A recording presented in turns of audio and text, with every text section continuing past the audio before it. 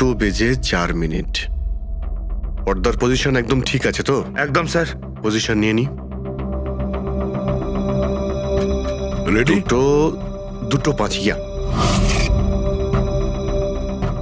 আরে এখানে তো কোনো ছায়া দেখতে পাচ্ছি না।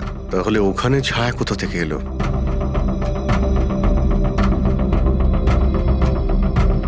রোদটা এই দিক থেকেই আসছে। পুরবি তুমি ওইখানটা গিয়ে দাঁড়াও তো।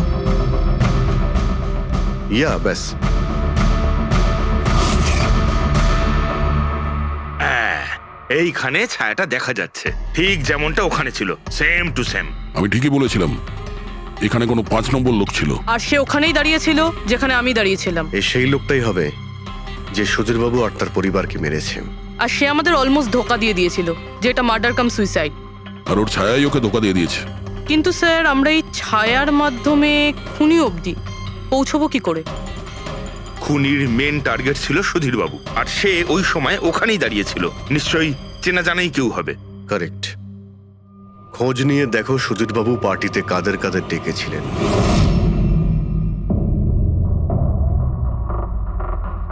স্যার আমি পড়ি।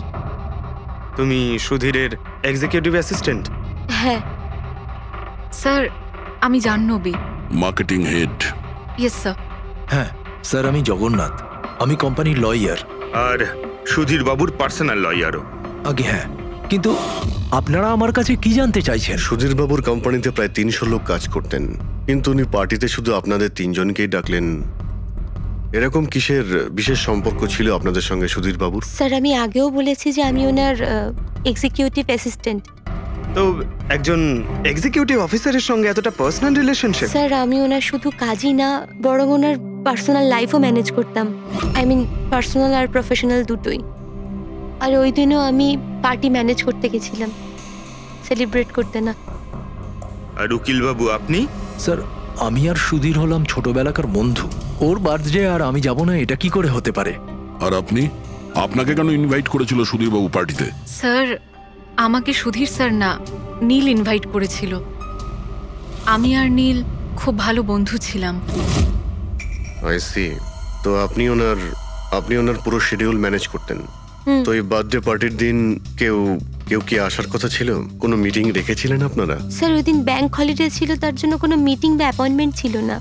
আর ওনার বার্থডে ছিল, তাই উনি পুরো দিন ওনার ফ্যামিলির সাথেই কাটাতে চাইতেন। দুপুর 2টো থেকে 3টের মধ্যে আপনারা কোথায় ছিলেন? স্যার আমি তো আমার বাড়িতেই ছিলাম, ভ্লগ বানাচ্ছিলাম। ব্লগ? Video blog. আমার একটা ইন্টারনেট চ্যানেল আছে যেখানে আমি ভিডিও বানিয়ে আপলোড করি। স্যার আমি বাড়িতে ঘুমোচ্ছিলাম, আমার শরীরটা ঠিক ছিল না। স্যার আমি আমার ফ্যামিলির সাথে ফিল্ম দেখতে গিয়েছিলাম। আচ্ছা, কিছুদিনের মধ্যে সুধীরবাবুর ব্যবহারে কোনো পরিবর্তন দেখেছিলেন আপনারা? হ্যাঁ স্যার, আমি একটা জিনিস নোটিস করেছিলাম। স্যার আজ থেকে ঠিক 1 মাস আগে আমাদের মিটিং চলছিল।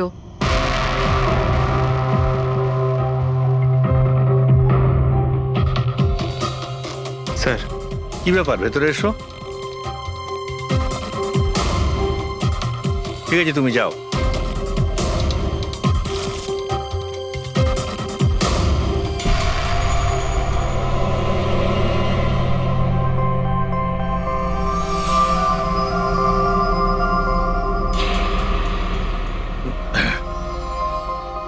Sorry gentlemen, meeting is over. বাচ্চাদের পোশাক? Yes sir. আচ্ছা, আর কিছু নোটিস করেছিলেন আপনারা? কোনো অদ্ভুত কিছু? হ্যাঁ স্যার, এই 2 সপ্তাহ আগে উনি আমাকে বলেছিলেন যে উনি ওনার দলিল চেঞ্জ করতে চান। উইল বদলাতে চাইছেন কেন? জানি না স্যার, ওনার দলিলে 3 জন মানুষের নাম ছিল, একজন ওনার স্ত্রী মায়া আর 2 জন ওনার ছেলে। কিন্তু উনি চতুর্থ একজনের নাম জুড়তে চাইছিলেন, অ্যাড করতে চাইছিলেন। কি নাম ছিল ওই চতুর্থ জনের? ওনার নাম তো উনি বলেননি। আপনি কি উইলটা বদলেছিলেন? আসলে আমি পেপার সব তৈরি করে দিয়েছিলাম, ব্যাস নাম ভরে ওতে সুধীরকে সই করতে হতো। জানি না কি হলো, হঠাৎ নিজের বার্থডের কিছুদিন আগে ও আমাকে বলল যে দলিল বদলাতে চায় না, ওই পুরনো দলিলটাই থাকবে। ঠিক আছে, এই চতুর্থ ব্যক্তি আবার কোথা থেকে এলো, যার নাম সুধীরবাবু নিজের উইলে ইনক্লুড করতে চেয়েছিলেন? সুধীরজির মৃত্যুর এই চতুর্থ জনের সঙ্গে কোনো কানেকশন থাকতে পারে। আমার তো এটাই কিছুতে মাথায় ঢুকছে না। বাচ্চাদের পোশাক কেউ কাউকে কেন পাঠাতে যাবে? বাচ্চাদের জামা কাপড় পাঠানো হয়েছিল, তাহলে ওই এনভেলপটা কোথায় গেল? সুধীরবাবুর রুমটা তো আমরা ভালো করে চেক করেছি, ওখানে তো কিছুই পাইনি আমরা।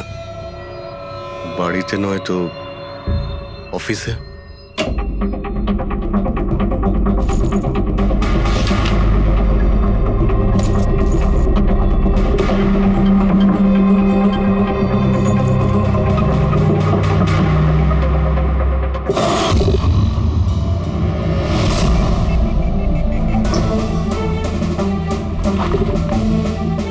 পেয়ে গেছি।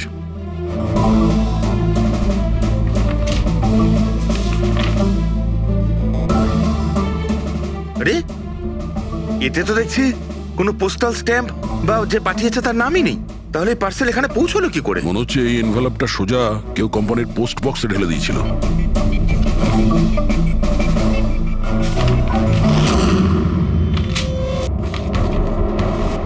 এই এনভেলপটা ডক্টর সালুকের কাছে পাঠিয়ে দিই, উনি হয়তো কিছু পেতে পারেন।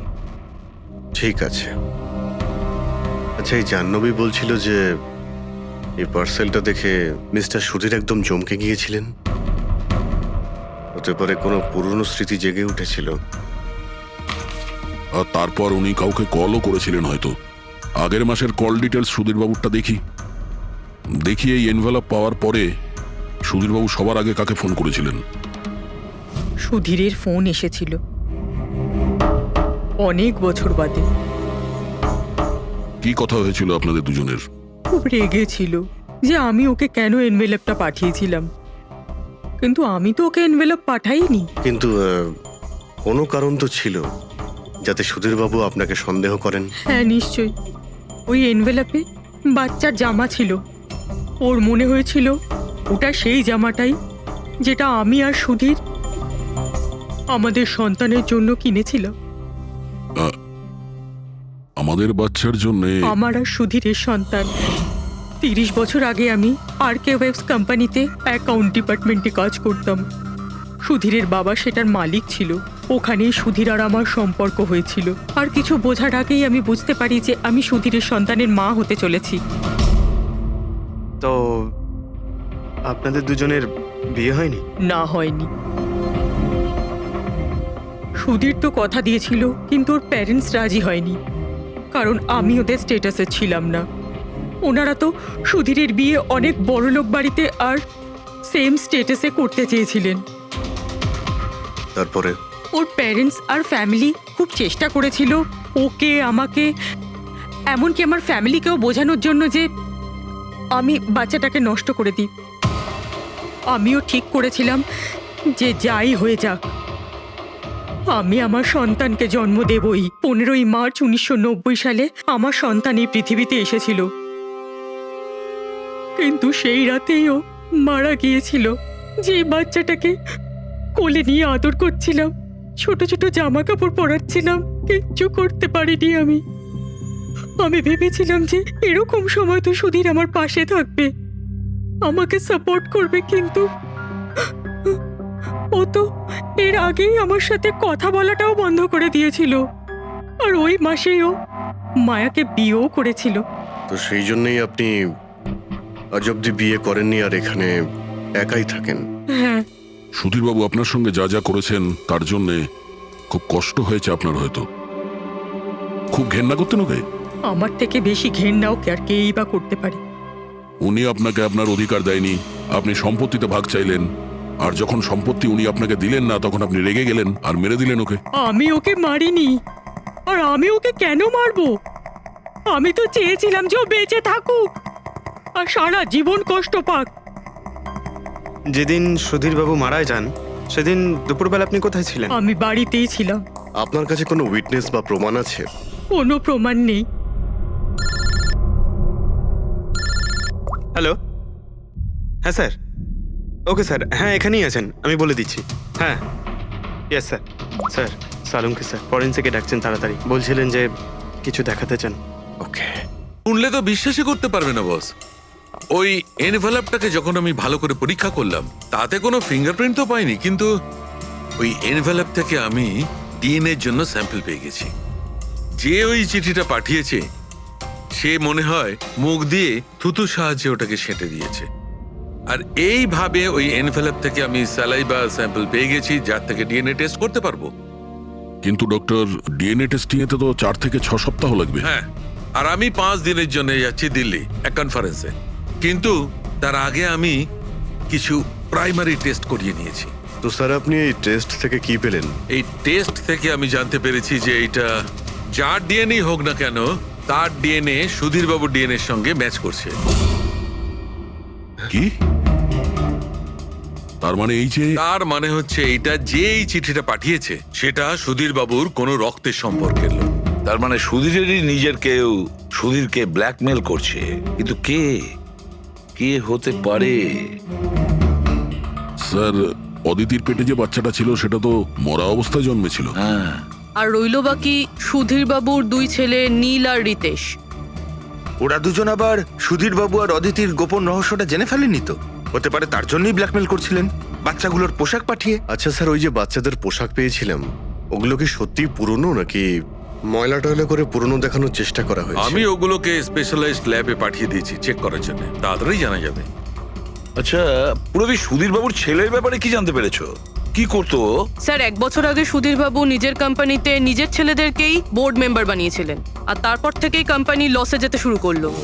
ওরা কোম্পানির টাকা নিয়ে নিজেরাই নয়ছয় করতো, দামি দামি গাড়ি, প্রচুর শখ মেটাতো, সবকিছু করতো শুধু কাজ বাদ দিয়ে। কিন্তু স্যার সুধীরবাবু তার ছেলেদের খুব ভালোবাসতেন, দুজনের জন্য আলাদা আলাদা বাংলো। আচ্ছা, এটা নয় তো যে ওদের দুজনের মধ্যেই কেউ ওই এনভেলপটা লেটার বক্সে ফেলেছিল? কিন্তু একটা কথা কিছুতেই মাথায় ঢুকছে না, এই ব্ল্যাকমেলিং কেন? আরে ভাই, টাকার জন্য। কোম্পানি ডুবে যাচ্ছিল। কারেক্ট। কোম্পানি কাঙাল হওয়ার আগে যা কিছু গুছিয়ে নিতে পারে গুছিয়ে নাও। যদি সুধীর বাবুর 2 ছেলে তাদের বাবাকে টাকার জন্য ব্ল্যাকমেল করে থাকে, তাহলে নিশ্চয়ই ওনার ব্যাংকের অ্যাকাউন্টে নিশ্চয়ই টাকা এসে থাকবে, খুব বড় রকমের ফিগার। একটা কাজ করো, এই দুজনের পার্সোনাল অ্যাকাউন্ট, কোম্পানি অ্যাকাউন্ট সব চেক করো, দেখো কোনো বড় অ্যামাউন্ট এসেছিল কিনা। স্যার, স্যার কিছু পেয়েছি স্যার। আরকে ভিপস ইন্ডাস্ট্রি থেকে কোটি টাকা ট্রান্সফার হয়েছে স্যার। কার অ্যাকাউন্টে ট্রান্সফার হয়েছে? 1 মিনিট দেখছি। এগুলো রিতেশ আর নীলের অ্যাকাউন্টই হবে? না স্যার, প্রাইভেট অ্যাকাউন্ট, রেচেলের নামে। কোন টাকা? আপনারা কি নিয়ে কথা বলছেন? আমি কিচ্ছু জানি না। কোন টাকা? সেই টাকাটা যেটা আরকে ভিপস এর অ্যাকাউন্ট থেকে তোমার অ্যাকাউন্টে ট্রান্সফার হয়েছে। এবার কিছু মনে পড়েছে? ওটা তো আমার স্যালারি, আমি ওখানে কাজ করতাম। স্যালারি? 11 কোটি স্যালারি? হ্যাঁ, তাও আবার 2 সপ্তাহের। ওই হিসাবে তো তোমার মান্থলি স্যালারি 22 কোটি টাকা হবে। কি কাজ কি করো তুমি? ব্ল্যাকমেলিং এর কাজ। তুমি আর রিতেশ দুজন মিলে সুধীর বাবুকে ব্ল্যাকমেল করছিলে। দেখো রিচেল, আমরা খুব ভালো করেই জানি যে তুমি আরকে কোম্পানিতে একদিনের জন্যও কাজ করনি। এবার পরিষ্কার করে সত্যিটা বলবে নাকি? রিতেশ কিন্তু আর নেই, তাই যত শাস্তি সব তোমাকেই কিন্তু পেতে হবে। ব্ল্যাকমেলিং আর এক্সটর্শনের শাস্তি জানো তুমি? আমি কাউকে ব্ল্যাকমেল করিনি। তাহলে সুধীর বাবু কি তোমাকে 11 কোটি টাকা এমনিই দান করে দিলেন? সুধীর আঙ্কেল তো ওই টাকা ট্রান্সফারই করেননি। তাহলে কে করেছিল? আমার বয়ফ্রেন্ড রিতেশ। ও আমাকে বলেছিল যে ওর কোম্পানির টাকা ও কিছুদিনের জন্য অন্য কোথাও রাখতে চায়। অন্য কোথাও? কেন? জানি না, আর আমি জিজ্ঞাসাও করিনি। তুমি রিতেশকে জিজ্ঞাসা করনি, আর যখন রিতেশ মারা গেল তখন পুলিশকেও বলনি। আমি ভেবেছিলাম যে রিতেশ তো আর বেঁচে নেই, তাই তাই টাকাগুলো আমি রেখে দিই। কেউ কি করে জানতে পারবে? কিন্তু সুধীর বাবুর ফ্যামিলিকে মারতে পারে কারা?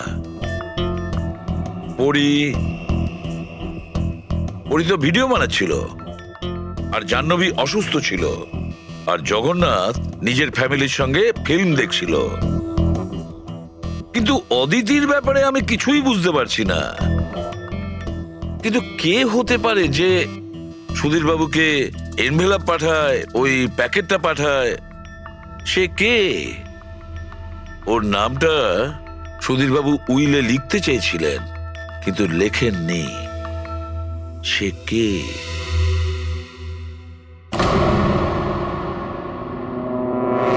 প্রেমের দ্বিতীয় কেকটা কোথা থেকে আসলো? হ্যাঁ স্যার, এখানে দুটো কেক। সেটাই তো, যখন বার্থডে ছিল সুধীরবাবু তার নিজের ফ্যামিলির সঙ্গে, ছোট কেকটা কেন কাটতে যাবে যেখানে এত বড় কেকটা রয়েছে এর সামনে? স্যার, যাতে ও রাতে পার্টিতে বড় কেক খেতে পারে। আরে ভাই, সুধীর বাবু কি 18 বছরের বাচ্চা ছিল নাকি যে নিজের বার্থডেতে দুটো কেকের অর্ডার দেবে? স্যার, হতে পারে এই কেকটা ওনাকে কেউ গিফট করেছে, এই কিন্তু বাদামওয়ালা সেটা কেক। তো বক্সে নিয়ে আসবে, আর তার উপরে কেক শপের নামটাও লেখা থাকবে। না স্যার, ওখানে তো আমরা কোনো বক্স পাইনি। ছিল না? হতে পারে কেউ এই কেকটা বাড়িতে বানিয়েছে। সেই জন্যই আমরা ওখানে বক্স পাইনি। কিন্তু এই আমন্ড দেওয়া কেক পাঠালোটাকে? স্যার, হ্যাঁ, স্যার আমি জাহ্নবীর সোশ্যাল প্রোফাইল চেক করছিলাম। স্যার, এখানে ওর অনেক অনেক ছবি আছে যেখানে ও কেক আর পেস্ট্রি বেক করছিল। বেকিং ও খুব পছন্দ করে। হ্যাঁ, আমি বেকিং পছন্দ করি, তাতে কি? তো কিছু না, তুমি বাদামওয়ালা কেক বানিয়েছিলে না সুধীর বাবুর জন্য? আমি যখন জানি যে ওনার বাদামে অ্যালার্জি, তাহলে আমি ওনার জন্য বাদাম কেক কেন বানাবো? কারণ তুমি চাইছিলে যে উনি কেকটা না খান, যদি খেতে অজ্ঞান হয়ে যেত না। আর তুমি চাইতে যখন তুমি ওকে মারবে তখন যেন ওর জ্ঞান থাকে, কষ্ট পায় তোমার সামনে, প্রাণ ভিক্ষা করে, তাই না? আরে আমি সুধীর আঙ্কেলকে কেন মারবো? তুমি কেকের মধ্যে সেনেটিভ মেশাওনি রিতেশ, নীল আর মায়াকে মারার জন্য? আপনারা এইসব কি বলছেন বলুন তো? ব্যাস ব্যাস, অনেক হয়েছে। তুমি বলেছিলে না যে ওই দিন তুমি অসুস্থ ছিলে আর বাড়িতেই ছিলে? কোথাও তুমি যাওনি। তুমি পার্টিতে কিভাবে গিয়েছিলে কিনা পার্টিতে? আমি সত্যি 2-3টে পর্যন্ত ঘুমিয়েছিলাম। তারপর ঘুম থেকে ওঠার পর আমার মনে হলো যে আমি একটু বেটার ফিল করছি, আর তাই আমি পার্টিতে চলে যাই। এতে আমার কি অন্যায়? তুমি যদি রাত 2টো থেকে 3টে অবধি সত্যিই ঘুমিয়েছিলে, তাহলে 2:30টার সময় যখন সুধীর বাবু মারা যান, তখন তোমার মোবাইল ওনার ঘরের সামনে গেল কি করে? দেখো জাহ্নবী, মিথ্যে বলে কোনো লাভ নেই। আমরা তোমার মোবাইলের রেকর্ড চেক করে দেখেছি। যে সময় সুধীর বাবু মারা যান সেই সময় তোমার ফোনের লোকেশন ওনার বাড়ির কাছেই ছিল। এবার সত্যি বলবে নাকি আরো টাইম ওয়েস্ট করতে চাও? আমি আর নীল একে অপরকে ভালোবাসতাম। আমরা ভেবেছিলাম যে নীলের বাবার বার্থডে আমাদের কাছে একটা ভালো সুযোগ ছিল ওনাকে আমাদের ব্যাপারটা বলার, আর সেই জন্যই আমি ওখানে যাই। ওখানে গিয়ে নীলকে অনেকবার কল করি, প্রায় 1 ঘন্টা ওখানে ছিলাম আমি, কিন্তু নীলের কোনো কল আসেনি। আমি ভেবেছিলাম নীল হয়তো সময় পাচ্ছে না আমাকে কল করার। মিথ্যে কথা। তোমার মনে হয়েছিল নীল তোমাকে ঠকাচ্ছে, সেই কারণে তুমি ওকে আর ওর পুরো ফ্যামিলিকে মেরে দিয়েছো। এই আপনারা কি বলছেন বলুন তো? আমি বেকিং করতে ভালোবাসি, তার মানে তো এটা নয় যে খুনটা আমি করেছি।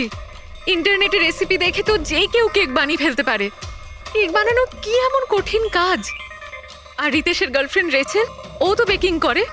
আপনারা ওকে কি কেন কিছু জিজ্ঞেস করছেন না? সবাইকে জিজ্ঞেস করবো আমরা। ডাকো সবাইকে।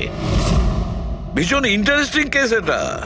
এরকম খুব কম হয় যে এতজনের কাছে একটা লোকের প্রাণ নেওয়ার জন্য সুযোগও আছে আর মোটিভও আছে। আপনারা আবার? আরে স্যার, আমি কেন মারবো ওনাকে? আপনি নীলকে বিয়ে করতে চেয়েছিলেন, ওর ফ্যামিলির লোকেরা রাজি হয়নি। এ তো খুব বড় একটা কারণ খুন করার। আর সুধীর বাবুর ফ্যামিলির জন্য আত্মমর্যাদা, সোশ্যাল স্ট্যাটাস অনেক গুরুত্বপূর্ণ ব্যাপার ছিল। এর সবচেয়ে বড় এক্সাম্পল অদিতি দেবী। আর সুধীর বাবু এই নিজের সম্পত্তি আর স্ট্যাটাসের জন্য আপনার জীবন নষ্ট করে দিয়েছেন।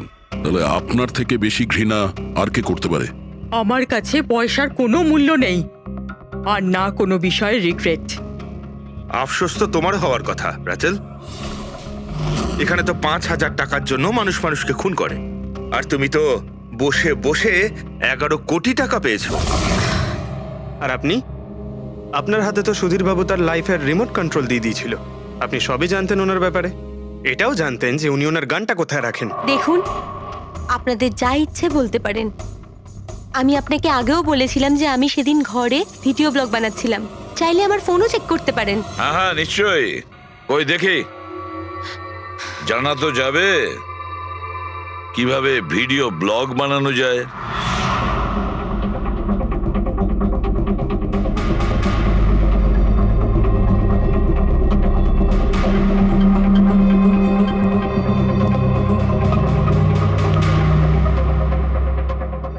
স্যার এখন আপনি বিশ্বাস করেছেন তো যে সেদিন আমি নিজের ঘরে DIY ভিডিও বানাচ্ছিলাম? DIY তার মানে? Do it yourself. স্যার আমি প্রত্যেকদিন নিজের ইন্টারনেট চ্যানেলে মানুষদের দৈনন্দিন কাজের ইজি পদ্ধতি দেখাই। Do it yourself. স্যার হ্যাঁ, নিউজ পেপারটা দেখুন, ডেটটা ওই একই। হ্যাঁ, সেটাই তো আছে। মানে ভিডিও ওই দিনই শুট করা হয়েছিল? স্যার হ্যাঁ পুরবি, স্যার আমি মেমোরি কার্ডের ডেট আর টাইম চেক করেছি। এই ভিডিওটা ওই দিনই তৈরি করেছিল, 2টো থেকে 4টের মধ্যে। আচ্ছা। আর স্যার পরীর মোবাইল লোকেশন ক্রস চেক করেছিলাম আমরা, তাতে দেখলাম ও সেদিন বাড়িতেই ছিল। পুরবি একটা কাজ করো, এই 4 জন লেডিসকে আলাদা ঘরে বসাও। স্যার হুম। চলো।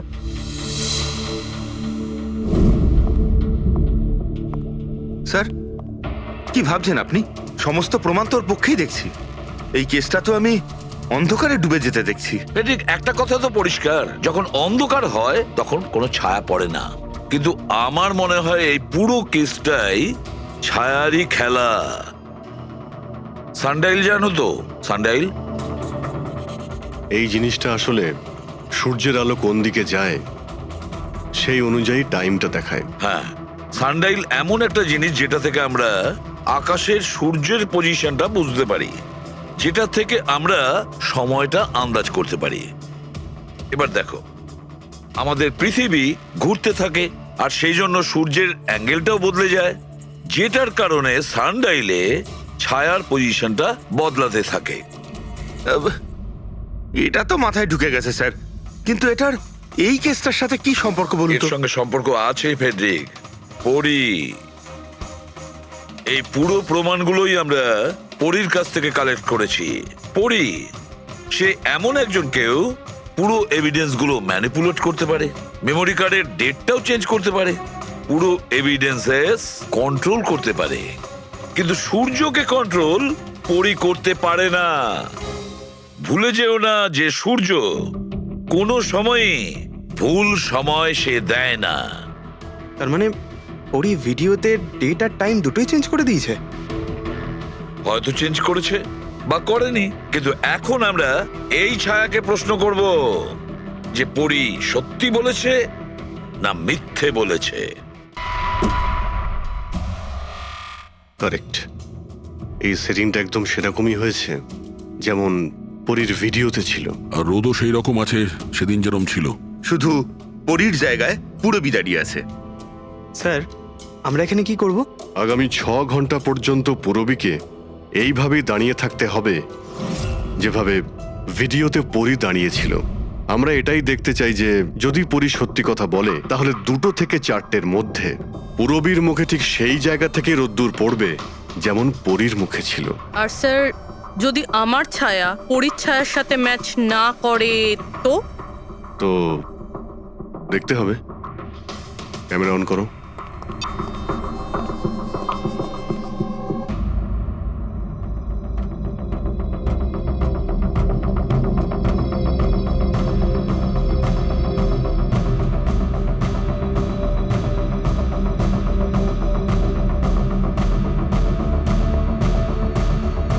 চলো, গুড।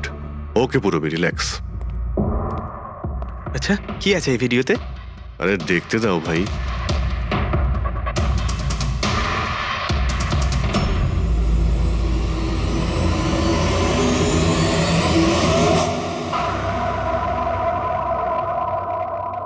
তো সকাল 11টা থেকে 1টার মধ্যে তুমি ওই ভিডিওটা রেকর্ড করেছিলে। আর তুমি খুব চালাকির সাথে ভিডিও ডেট আর টাইম চেঞ্জ করে দিয়েছো। মেমোরি কার্ডের ডেট আর টাইম বদলে দিয়েছিলে, নিজের মোবাইল ফোনটা বাড়িতে রেখে দিয়েছিলে যাতে আমরা ওখানকার লোকেশন পাই। তুমি কি মনে করেছিলে এসব করার ফলে আমরা বোকা হয়ে যাব? হ্যাঁ, না তুমি আমাদেরকে বোকা বানাতে পারলে, না আকাশে ওঠা সূর্যকে। তোমার ভিডিওতে রোডের ডিরেকশন দেখে স্পষ্টই বোঝা যাচ্ছে ওই ভিডিওটা 11টা থেকে 1টার মধ্যে শুট করা হয়েছে। চেষ্টাটা ভালোই করেছিলেন, কিন্তু রিসার্চ ওয়ার্কটা একটু দরকার ছিল। পরি তোমার ব্যাপারে আমরা সব কিছু জেনে গেছি। পড়ি আমাদের হয়তো ম্যাক্সিমাম 4 সপ্তাহ সময় লাগবে তোমার ডিএনএ টেস্ট করে এটা প্রমাণ করতে যে তুমি সুধীর বাবুর মেয়ে, কিন্তু তাতে সত্যিটা বদলে যাবে না।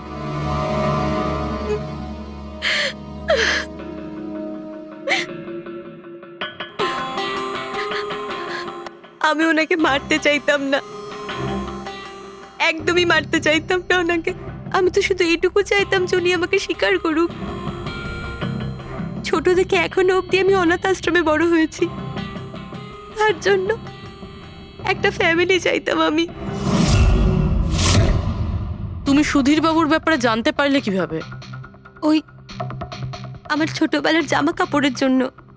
ওই জামা কাপড়ে হসপিটালের কার্ড ছিল, উনি ওটা বের করতে ভুলে গেছিলেন। ওই কার্ডে বাবার নাম্বারও ছিল।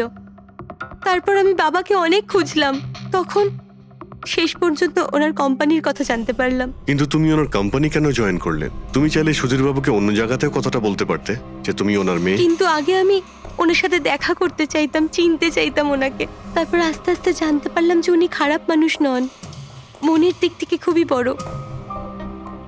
তখন আমি ভাবলাম যে হয়তো ওই সময় ওনার অবস্থা খুব খারাপ ছিল, তাই অনাথ আশ্রমে দিয়েছিল আমাকে। কিন্তু এখন তো ওনার খুব ভালো অবস্থা, এখন তো উনি আমায় আপন করতে পারতেন। তাহলে ওনার সঙ্গে দেখা হতে না হতে প্রপার্টিতে ভাগ কেন চাইলে? কারণ আমি জানতে চাইতাম যে ওনার কাছে ইম্পর্টেন্ট কি, টাকা না আমি। তার জন্যই সুধীর বাবু ওনার উইল চেঞ্জ করতে চাইছিলেন। হ্যাঁ, আর এটা শুনে আমি খুব খুশি হয়ে গেছিলাম। কিন্তু সুধীর বাবু তার সিদ্ধান্ত বদলে ফেলেছিলেন, যেটা তুমি সহ্য করতে পারোনি। স্যার, ও সব ওনার ওয়াইফ আর ওনার মেয়ের জন্য হয়েছিল। ওরা এটা সহ্যই করতে পারছিল না যে বাবা আমার নাম উইলে অ্যাড করছিল। অর্থাৎ আরো একবার সুধীর বাবু আপনাকে মেনে নিতে অস্বীকার করলেন। হ্যাঁ, আর এইবারও ঠিক ফ্যামিলির জন্যই। উনি একদম বদলাননি, উনি একদম ঠিক আগের মতোই ছিলেন। সেলফিশ, সুবিধাবাদী, দায়িত্বজ্ঞানহীন। সহজভাবে নিজের ভাগটা পাননি বলে ওনাকে ব্ল্যাকমেল করতে শুরু করে দিলেন। না, আমি যখন ওনাকে প্রথম এনভেলপ পাঠিয়েছিলাম তখন আমার এরকম উদ্দেশ্য ছিল না। আর না আমি এতটাই বোকা যে এনভেলপ নিজের মুখ দিয়ে সিল করব। আমি তো এটাই ভাবতাম যে অ্যাটলিস্ট উনি আমাকে নিজের ফ্যামিলিতে ইনক্লুড করুক, আমার নিজেরও একটা ফ্যামিলি হোক। আর তার জন্যই আমি বাবার জন্মদিনের দিন নেশাযুক্ত ওষুধ দিয়ে বাদামের কেক নিয়ে ওনার বাড়িতে গেছিলাম। Happy birthday to you.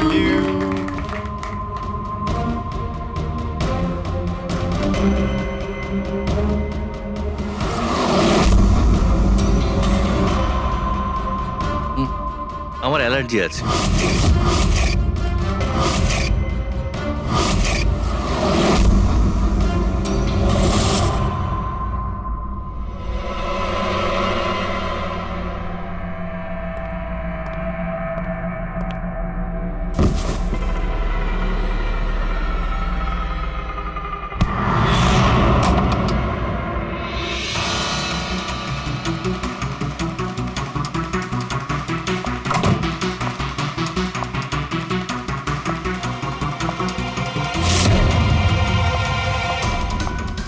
বাবা,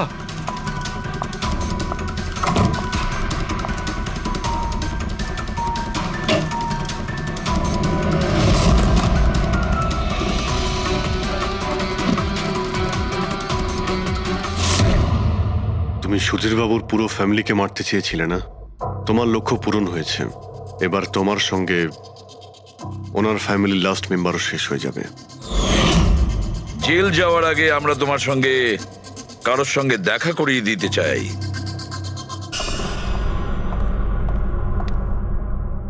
ইনি অদিতি দেবী, তোমার মা। মা? আপনাকে মিথ্যে বলা হয়েছিল যে আপনার সন্তান মৃত জন্ম নিয়েছিল।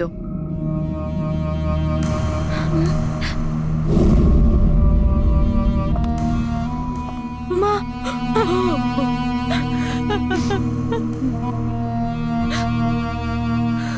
ওর এই সুধীর বাবু আর তার ফ্যামিলিকে শেষ করে দিয়েছে। আমরা দুঃখিত, আপনারা দুজন আবার বিচ্ছিন্ন হয়ে যাচ্ছেন। কত দূর এখান থেকে? হ্যালো, স্নেহাল হ্যালো স্যার, কি হয়েছে পঙ্কজ? স্নেহাল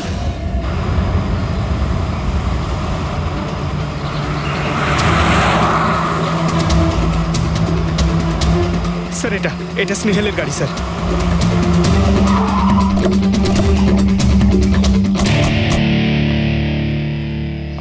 আপনারা? সিআইডি। স্যার আমি ইন্সপেক্টর মহেশ। সামনে থানাতেই আমার পোস্টিং রয়েছে। কিছু জানা গেছে? তেমন কিছু জানতে পারিনি স্যার, কিন্তু গাড়ির সামনে থেকে এই ভাঙা মোবাইলটা পড়েছিল পেয়েছি স্যার।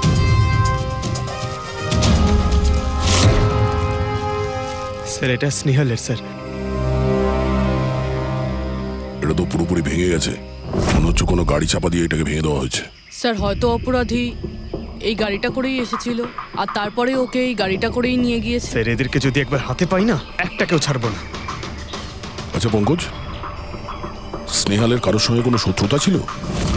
স্যার সাদা সিধে মেয়ে ছিল স্যার, ওর কারোর সঙ্গে কোনো শত্রুতা নেই। ঠিক আছে, আমরা স্নেহালকে খুব তাড়াতাড়ি খুঁজে বার করব।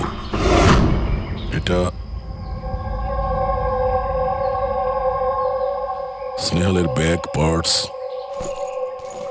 এই ল্যাপটপের মতো দামি জিনিসটাও গাড়িতে? স্যার এই অপরাধটা লুটপাটের জন্য তো শুধু হয়নি। আমি একটা কথা কিছুতেই বুঝতে পারছি না, এই স্নেহাল পুনা যাচ্ছিল তো এই রাস্তায় কেন এলো? মানে এই রাস্তা তো পুনায় যায় না। জিপিএস এর জন্য স্যার, জিপিএস দেখে ওই রাস্তায় এসেছে। জিপিএস ভুল রাস্তায় নিয়ে এসছে, এটা কি করে সম্ভব? স্যার অ্যাকচুয়ালি কি হয়েছিল, জিপিএস হাইওয়েতে ট্রাফিক জ্যাম দেখিয়েছিল, সেই জন্য এই রাস্তাটা ধরেছিল। ও, তার মানে স্নেহাল খুব বড় ষড়যন্ত্রের শিকার হয়েছে। গাড়িতে কিছু পাওয়া গেল সারিকা? কিচ্ছু পাওয়া যায়নি, আর না পাওয়ার কোনো আশা আছে। কেন এরকম কেন বলছো? তুমি এই গাড়িটার থেকে কোনো অদ্ভুত স্মেল পাচ্ছ কি? হ্যাঁ, এই কেমিক্যালের মতো কোনো একটা জিনিসের গন্ধ। এক্স্যাক্টলি, এটা কেমিক্যালের গন্ধ। অপরাধী যাওয়ার আগে এই গাড়িটা ভালো করে পরিষ্কার করে গেছে জিম্বোকোলক্সি নামের কেমিক্যাল দিয়ে। এখন এই গাড়িটার থেকে না তো কোনো আঙুলের ছাপ পাওয়া যাবে আর না ডিএনএ। এই কাজটা তো কোনো প্রফেশনালের। স্যার খুনি যদি প্রফেশনাল হয় তাহলে ওকে খুঁজতে অনেক সময় লেগে যাবে স্যার। পঙ্কজ, তোমাকে কিছুক্ষণের জন্য ভুলতে হবে যে স্নেহাল তোমার বন্ধু, একজন সিআইডি অফিসারের মতো ভাবো। Right sir. স্নেহালের মম ড্যাড, আন্টি। বাবা পঙ্কজ, কিছু জানতে পারলে? আন্টি আপনি চিন্তা করবেন না স্যার, আমাদের পুরো টিম রয়েছে, স্নেহালকে খুঁজে বার করব। সকাল সকালও বাড়ি থেকে বেরোনোর সময় খুব খুশি ছিল, জব ইন্টারভিউয়ের জন্য যাচ্ছিল তো। আমি ওকে বলেও ছিলাম তুই পুনা যাচ্ছিস যখন ট্রেনে চলে যা, কিন্তু ও আমার কথা শুনলো না। এই স্নেহাল পুনা যাচ্ছে সেটা কে কে জানতো? আমরা বাড়ির লোকেরা আর ওর কিছু বন্ধু বান্ধব। পুনাতে কোন কোম্পানিতে যাচ্ছিল এই ইন্টারভিউ দিতে? Okay take. ওখান থেকে রোহিত বলে একজন ফোন করেছিল। রোহিত? আপনাদের ছাড়া এই রোহিত জানতো যে স্নেহাল পুনা আসছে?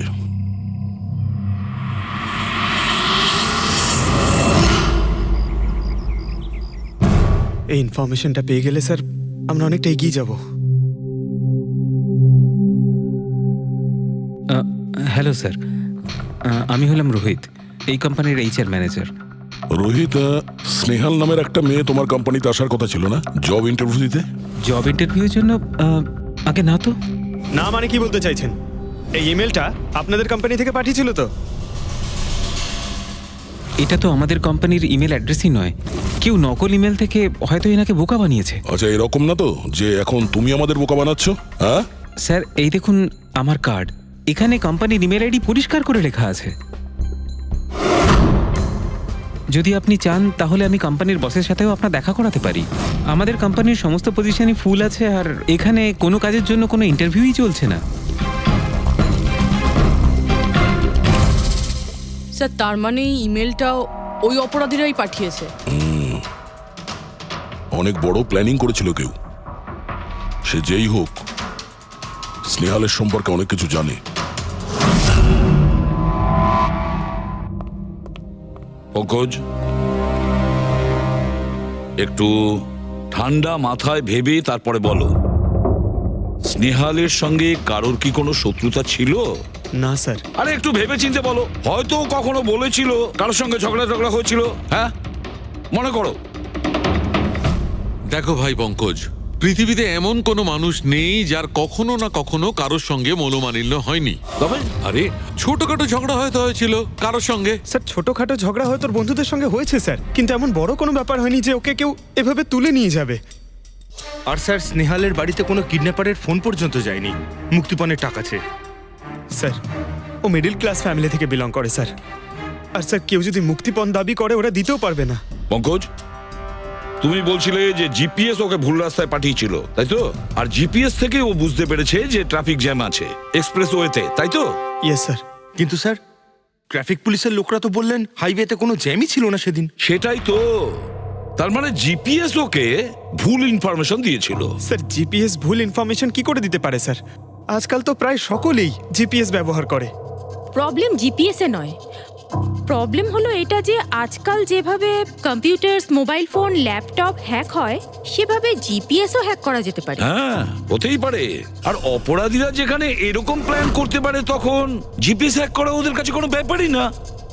স্যার স্যার বিগত 5-6 মাসে এরকম আরো অনেক লোক আছে যারা স্নেহালের মতনই গায়েব হয়ে গেছে।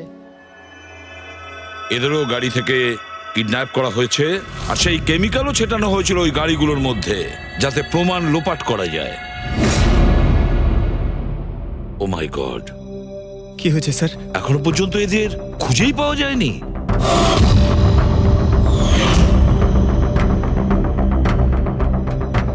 পঙ্কজ, এভাবে ভয় পাবে না, বুঝেছ? স্নেহালকে আমরা খুঁজে বের করবই, ওর কোনো ক্ষতি হতে দেব না, ভয় পেও না। রবি, দেখো তো ক্রাইম ব্রাঞ্চের ইন্সপেক্টর সমীর, উনি এই কেসটা হ্যান্ডেল করছে, ওনাকে বিরতি রাখো। স্যার এই নিখোঁজ ব্যক্তিগুলো সব একই রকম ভাবে নিখোঁজ হয়েছে। প্রথমে ওনাদের চাকরি কিংবা ফ্রি গিফটের লোভ দেখিয়ে ডাকা হয়েছে, তারপরে জিপিএস হ্যাক করে গাড়িতে তুলে নিয়ে যাওয়া হয়েছে, তারপর কেমিক্যাল ঢালা হয়েছে যাতে প্রমাণ সব নিশ্চিহ্ন হয়ে যায়। সমীর, সেসব আমরা জেনেই গেছি। যদি নতুন তথ্য কিছু পাওয়া গিয়ে থাকে বা নতুন কিছু যেটা দিয়ে আমরা অপরাধীর কাছে পৌঁছতে পারি। স্যার গত মাসে এরকম নতুন কিছু একটা পেয়েছিলাম। স্যার দাঁড়ান, এখানেই দাঁড়ান স্যার।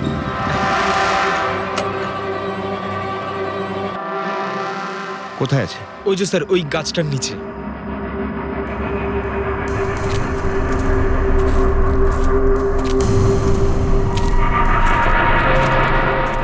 কি হলো, চলো।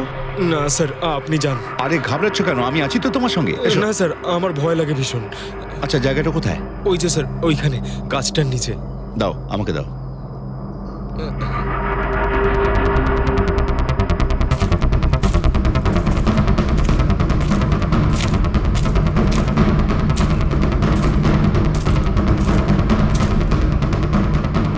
কি এই জায়গাটাই তো?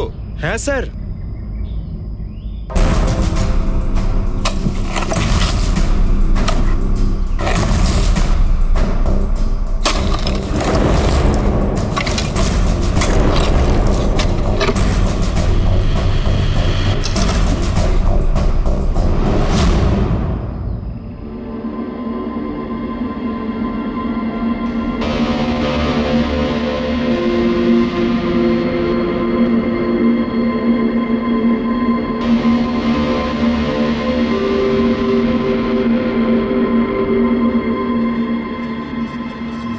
নিখোঁজ লোকেদের মধ্যে একজনকে অ্যাসিড ঢেলে পুরো পুড়িয়ে দেওয়া হয়েছিল। আপনি এটা কি করে জানলেন যে যে মারা গেছে সে এদের মধ্যে কেউ একজন? অন্য কেউ তো হতে পারে। ডেন্টাল রিপোর্ট থেকে জানা গেছে ওই লাশটা ভিকটিম নাম্বার 4 রিচা কুমারের।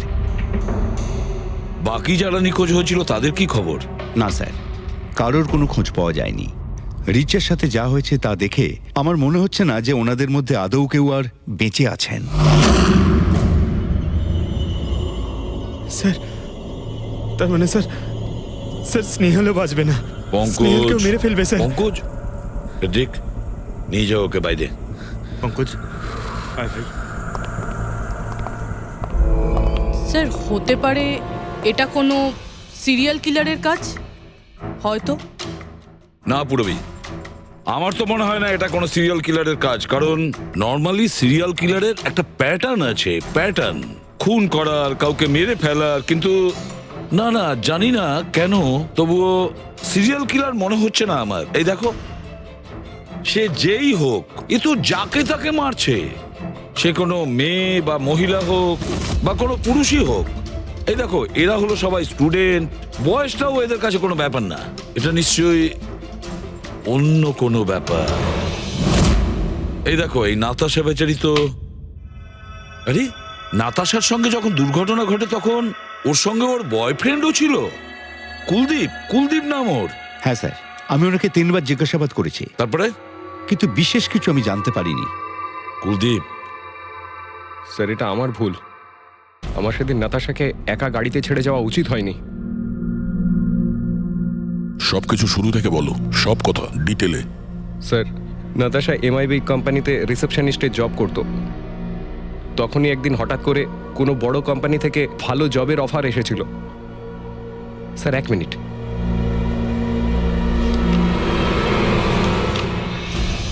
স্যার,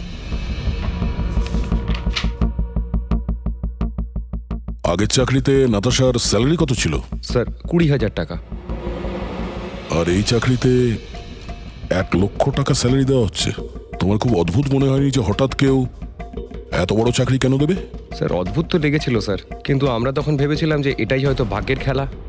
আর আমি আমার গাড়ি নিয়ে নাতাশাকে ইন্টারভিউতে পৌঁছে দিতে চলে গেলাম। এ কোন পথে চলেছি আমরা দুজনে একসাথে গাড়িতে। আরে থামো থামো কুলদীপ, আমি তোমাকে কতবার বলেছি বলো তো, তুমি গান গেও না। আসলে তুমি বড্ড বেসুরে গাও। ওরে বাবা, আমি গান গাইছি না, আমি এটা জিজ্ঞেস করছি যে আমরা এটা কোথায় এলাম। এই রাস্তা তো আগে কোনোদিন দেখিনি আমি। তুমি শুধু জিপিএস ফলো করো, নিজের বুদ্ধি খাটাতে যেও না। আরে বাবা, মনে হচ্ছে আমরা ভুল রাস্তায় ঢুকে পড়েছি। এক কাজ করি, আমি বরং ইউটার্ন নিই, আর যে রাস্তা চিনি সেই রাস্তা দিয়েই যাই। ওকে। আরে ও মাই গড, আবার কি হলো? মনে হচ্ছে পাংচার হয়ে গেছে।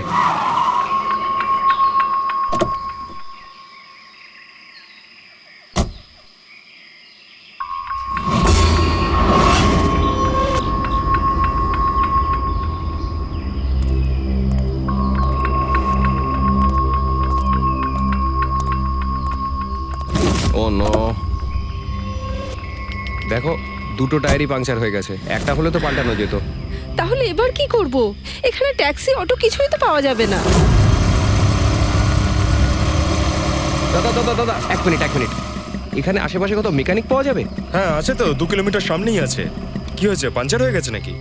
হ্যাঁ দাদা, আমাকে একটু ছেড়ে দেবেন?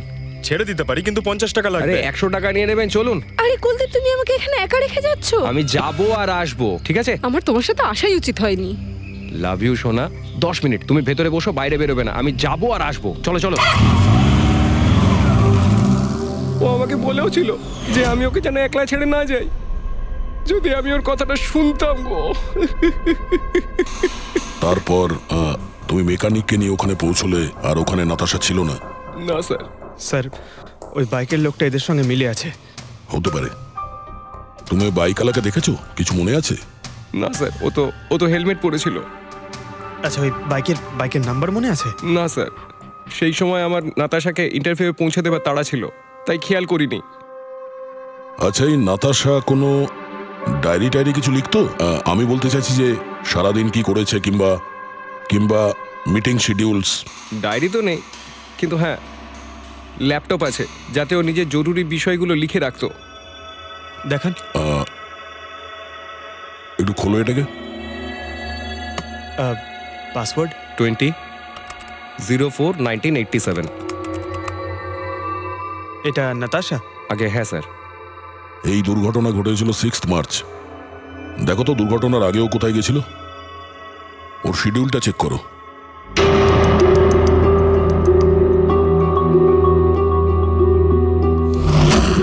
স্যার 3 মার্চ ও জেডি ল্যাব গিয়েছিল ব্লাড টেস্ট করাতে।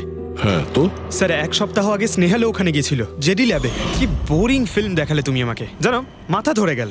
হ্যাঁ, ফিল্মটা একদম বোরিং ছিল না। আরে কি বোরিং ফিল্ম ছিল। আমার খুব খিদে পেয়েছে, চলো ওখানে গিয়ে কিছু খেয়ে নি। না, আমি খেতে পারবো না, তুমি খেয়ে নাও। আমাকে এখন 12 আওয়ার্স ফাস্টিং করতে হবে, আমার কাল ব্লাড টেস্ট আছে। Blood test? তোমার কি হয়েছে? Relax, it's just a blood test, normal routine checkup. আরে বাবা, তুমি তো ভয় দেখিয়ে দিয়েছিলে আমায়।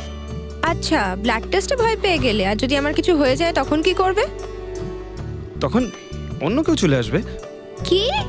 অন্য কেউ? হ্যাঁ, অন্য কেউ? তুমি বলার সাহস হলো কি করে? আমাকে মেরো না তুমি, এখানে আমার একটা সম্মান আছে।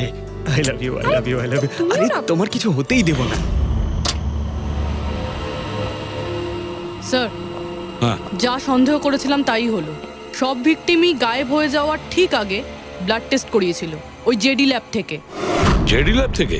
ঠিক আছে, একটা সূত্র তো পাওয়া গেল। আর স্যার, যাদের যাদের বাছা হয়েছিল তাদের কাছে একটা বিশেষ ইমেল এসেছিল টেস্টের কয়েকদিন আগে। কিরকম ইমেল? স্যার, ওই ইমেলে এটা লেখা ছিল যে ওরা পুরো টেস্টটাই 500 টাকায় করতে পারবে।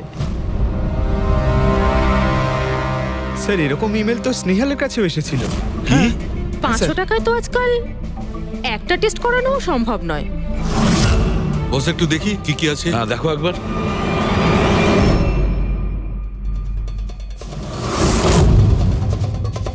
আরে এটা তো একটা বিশাল লম্বা টেস্টের লিস্ট দেখছি। এ তো 500 টাকায় হবেই না, কম করে 15-20 হাজার টাকা লাগবে। কি বলছো তুমি? হ্যাঁ, ব্যাপারটা বেশ গোলমেলে মনে হচ্ছে সালুখে। এটার তো একটাই কারণ হতে পারে সালুখে, যে টেস্ট করা আর লোকদের সিলেক্ট করা, সুস্থ লোকদের নির্বাচন করা, তারপর তাদের অপহরণ করে মেরে ফেলা। কিন্তু কেন কেন ওরা মারছে?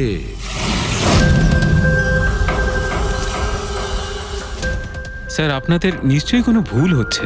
500 টাকাতে এতগুলো রিপোর্ট করা সম্ভবই নয়। এটা তো আমরাও বলছি। এতগুলো টেস্ট 500 টাকা কি করে হয়? এই ল্যাব এত দয়ালু কি করে হয়ে গেল যে এত কম টাকায় এতগুলো টেস্ট করছে? স্যার, আমরা এরকম কোনো মেল পাঠাইনি। আচ্ছা, ওসব ছাড়ো। ঠিকঠাক বলবে নাকি আরো কিছু পদ্ধতি অবলম্বন করতে হবে আমাদের? 1 মিনিট স্যার, আপনি এভাবে মিথ্যে অভিযোগ দিয়ে আমাদের ভয় দেখাতে পারেন না। আপনি যাদের নাম বলছেন তারা তো আমাদের ল্যাবে আসেইনি। এই দেখুন, এটা হলো আমাদের আমরা জানি যে ওরা এখানে আসেনি। ওদের বাড়ির লোক বলেছে যে এই ল্যাব থেকে হোম টেকনিশিয়ান গিয়েছিল ওদের বাড়িতে ব্লাড স্যাম্পল নেওয়ার জন্য। ডাকো সবাইকে। এই লিস্টটা দেখে বলুন আপনাদের মধ্যে কে এদের বাড়িতে গিয়েছিল ব্লাড স্যাম্পল নিতে।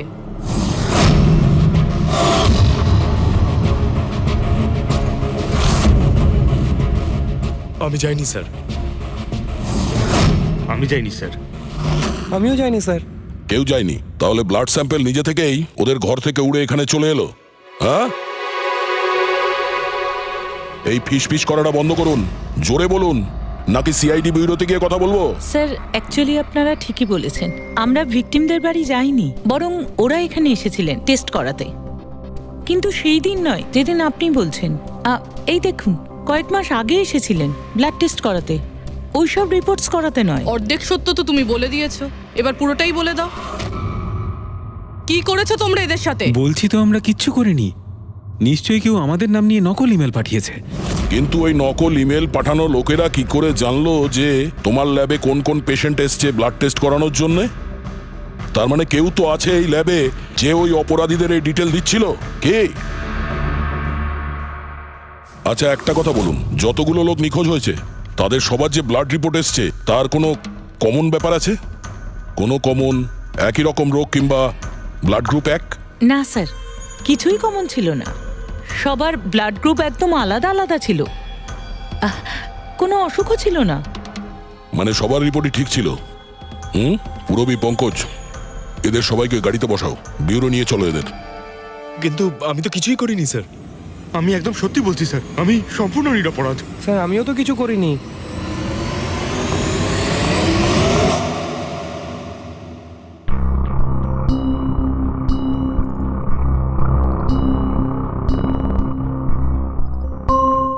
না স্যার, এদের মধ্যে কেউই তো সেদিন আমাদের বাড়িতে ব্লাড নিতে আসেনি। আপনি ঠিক দেখেছিলেন? হ্যাঁ, আপনি পুরো নিশ্চিত যে এদের মধ্যে কেউ ছিল না? না স্যার, কেননা ওই লোকটা টুপি পরেছিল। স্যার, স্যার, জেডি ল্যাবের বাকি এমপ্লয়ীদের ডিটেলস বের করেছি যাদের উপর আমাদের সন্দেহ আছে। আচ্ছা, তারা কারা? একজন নয় স্যার, এরকম 4 জন লোক আছে যাদের উপর ভালো মতো সন্দেহ করা যেতে পারে। স্যার, সবার আগে সন্তোষ। এর স্ত্রী 8 মাস ধরে হসপিটালে রয়েছে আর চিকিৎসা করার জন্য এর কাছে কোনো টাকাও ছিল না। জানি না হঠাৎ করে এর কি লটারি লেগে গেল যে যে সব টাকা পয়সা মিটিয়ে নিজের স্ত্রীর চিকিৎসা করিয়ে নিল। আচ্ছা। আর স্যার, দ্বিতীয় ব্যক্তি হলো যতীন। 8 মাস আগে জেডি ল্যাবে ও এই চাকরিটা পেয়েছিল, আর এই সমস্ত ঘটনা শুরু হয় 7 মাস আগে। মানে এই চাকরিতে জয়েন করার পর থেকেই এই সমস্ত ঘটনাগুলো শুরু হয়। বাকি দুজন? স্যার, সিদ্ধেশ আর মালিনী, এদের স্যালারি ওই 18 আর 20,000, কিন্তু তারপরেও এরা বিগত 6 মাসে 2বার ফরেন ট্রিপ করে ফেলেছে। আচ্ছা, সন্তোষ, যতীন, সিদ্ধেশ আর মালিনী, মনে হয় আবার জেডি ল্যাব যেতে হবে। হ্যাঁ, আমি গেছিলাম ইউরোপে ছুটি কাটাতে, কিন্তু ওই টাকাটা কোনো অসৎ পথে আসেনি। আমার কাকা আমার জন্য 25 লাখ টাকা রেখে গেছেন ওনার উইলে। আর মালিনী দেবী, আপনি ইউরোপ ঘুরে এলেন, তা আপনার জন্য কেউ সম্পত্তি কিছু রেখে গেছিল নাকি? না স্যার, আসলে আমি সিদ্ধেশের সাথেই গিয়েছিলাম। সিদ্ধেশের সঙ্গে? অ্যাকচুয়ালি মালিনী আর আমি একে অপরকে ভীষণ ভালোবাসি। ও, লাভ স্টোরি। হ্যাঁ, আমি আমার ওয়াইফের চিকিৎসা করিয়েছিলাম, কিন্তু কোনো খারাপ কাজ করে নয়, ওর গয়না বিক্রি করে। আর তাছাড়া আমার বাড়িটাও বন্ধক দেওয়া রয়েছে। যদি আপনারা পেপারস দেখতে চান তাহলে সেটাও দেখাতে পারি আমি। হ্যাঁ স্যার, সন্তোষ তো সারাদিন ধরে অফিসেই থাকে। এ কখন যাবে কারোর ব্লাড স্যাম্পল নিতে? আর যতীন? যতীন তো খুব কমই অফিসে আসে, তখনই আসে যখন কোনো জরুরি কাজ থাকে। আচ্ছা, তার মানে এই আমাদের লোক হতে পারে। এই যতীনকে কোথায় পাবো?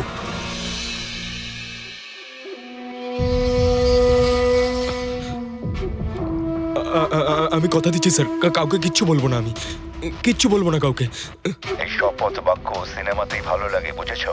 আর আমাদের কাজের নিয়ম তো খুব ভালো করেই তুমি জানো। স্যার, আমি শহর ছেড়ে চলে যাবো স্যার, আমি এই দেশটাই ছেড়ে চলে যাবো। ওরা আমাকে কোনোদিনও খুঁজে পাবে না sir. Sir please sir. Jatin, নিজের আর আমাদের সময় একদম নষ্ট করো না। যার যখন চোখ বন্ধ করার সময় আসবে তাকে তো চোখ বন্ধ করতেই হবে, বুঝেছো?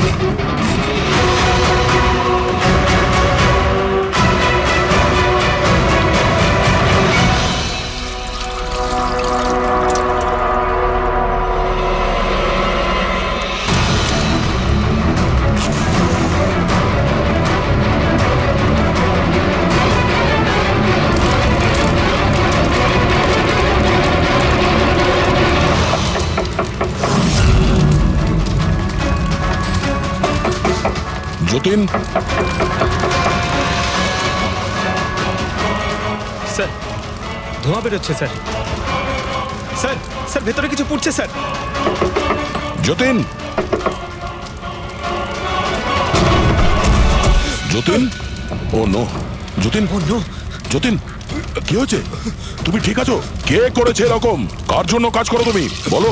ওই চোখটা সব কিছু দেখতে পায়, সব ভাইকে দেখতে পায়।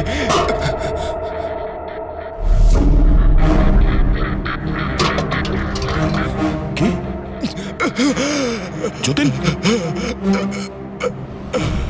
যতীন, যতীন, ও, ওই চোখটা সবকিছু দেখতে পায়।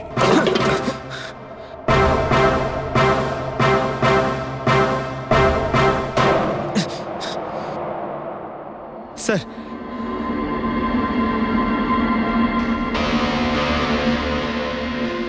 স্যার হয়তো হার্ড ডিস্ক থেকে কিছু জানা যেতে পারে। বস, মেক্রি ডেনথোনিং নামের বিষের জন্য এ মারা গেছে। মেক্রি ডেনথোনিন?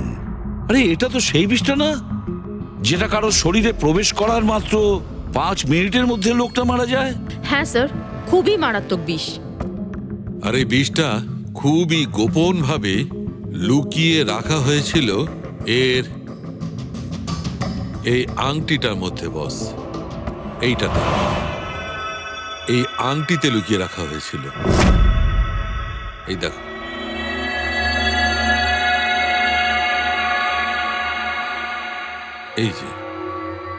এই যে দেখতে পাচ্ছ, ছোট্ট একটা পিন, এই ছুঁচে বিষটা ছিল, আর এইটা এই আংটির ওপর ছিল। আর বস, এই আংটিটার ওপরটাকে যদি এভাবে ঘোরানো হয়, তখন এই পিনটা বাইরে বেরিয়ে আসে এইভাবে। আর যখনই এই সূঁচটা ওর আঙুলে ফুটে যায়, সঙ্গে সঙ্গে বিষটাও সারা শরীরে ছড়িয়ে যায়। কিন্তু স্যার, যতীন নিজেকে শেষ করতে যাবে কেন? ফেডরিক, যতীনের ধরা পড়ার ভয় ছিল। একটা কথা তো স্পষ্ট যে যতীন নিজের বসকে, মানে যার হয়ে ও কাজ করত, তাকে খুব ভয় পেত। এত ভয় পেত যে যখন ও জানতে পারে আমরা ওকে ধরতে যাচ্ছি, তখন ও সুইসাইড করলো, যাতে ওর সাহায্যে আমরা ওর বসের কাছে পৌঁছতে না পারি। বুঝলে, এই কেসটা শুধু কিডন্যাপিং আর সিরিয়াল কিলিং এর নয়, এটা অনেক বড় চক্রান্ত, খুব বিপজ্জনক বড় একটা চক্রান্ত। এর পেছনে একটা কোনো বড় গ্যাং ইনভলভ, খুব বড় গ্যাং। সেই গ্যাং যার সিম্বল হলো চোখ। স্যার, হ্যাঁ স্যার, ল্যাপটপে কিছুই পেলাম না। সব ফাইল নিজে নিজেই ডিলিট হয়ে গিয়েছে অটো ডিলিটেশনের জন্য। আর হার্ড ডিস্ক? স্যার, হার্ড ডিস্কও ড্যামেজ হয়ে গেছিল, কিন্তু একটা লিস্ট আমরা রিকভার করেছি। হ্যাঁ স্যার।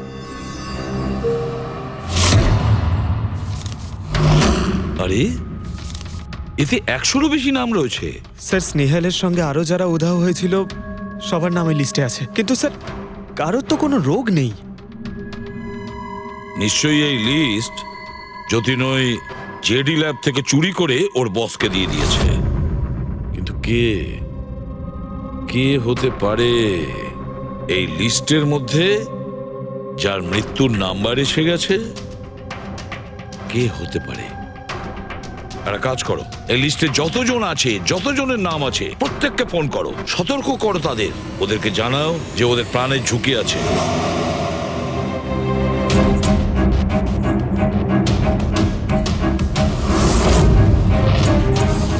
কি? আরে না, আমি আর কি মারছি না, আমি সত্যি সিআইডি থেকে বলছি। আপনার প্রাণ সংশয় আছে, সেই জন্যই বলছি। যতক্ষণ আমরা না বলবো, আপনি প্লিজ বাড়ি থেকে বাইরে বেরোবেন না। কি চাকরির ইন্টারভিউ? যেও না আলিশা। কিন্তু আমি তো এক্ষুনি বেরোবো। না, বাড়ি থেকে তুমি বেরিও না। Alisha, Alisha, hello hello hello Alisha. কি হয়েছে ফেডরিক? ফেডরিক, কি হয়েছে? স্যার, আলিশা নামের একটি মেয়ের চাকরির জন্য একটা ইন্টারভিউ কল এসেছিল। এখন ওর ফোনটা বন্ধ পাচ্ছি স্যার।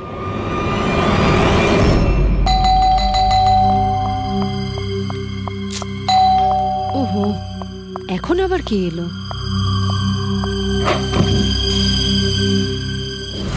আলিশা?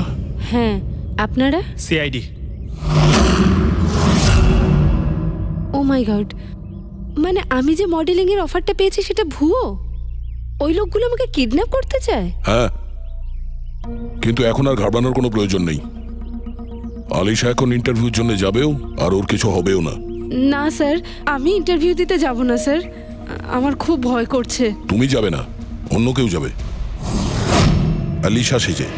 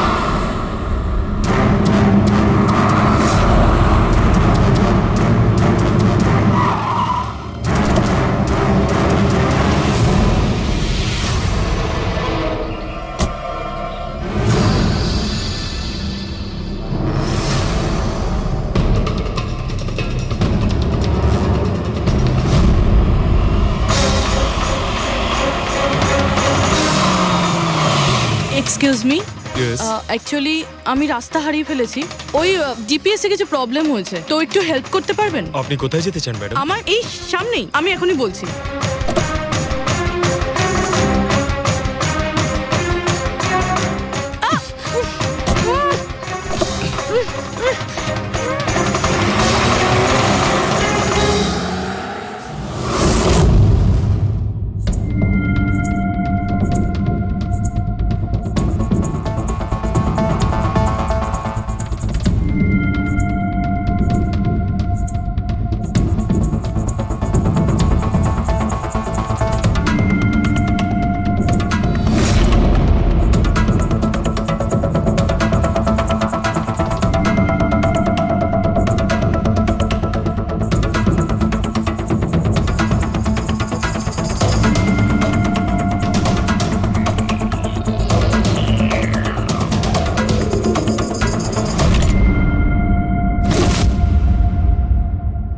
এসব কি করেছিস তুই? আলিশার বদলে অন্য একজনকে তুলে নিয়ে এসেছিস। আরে ভাই, এতে আমি কি করব? গাড়িটাও আলিশার ছিল আর মোবাইলটাও আলিশারই ছিল। তাহলে আলিশার ব্লাড গ্রুপটা কোথায়? তোকে তো এবার বসই দেখতে।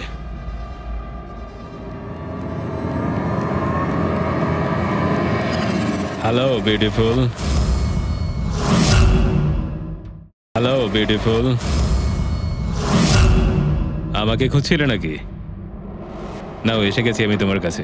হ্যাঁ, চলো। ছাড়, ছাড় আমাকে।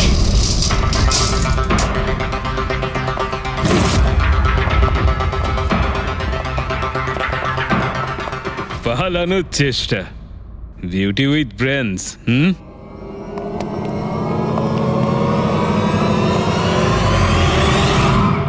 কি হলো? তোমরা কি মাছি দাঁড়াচ্ছিলে নাকি?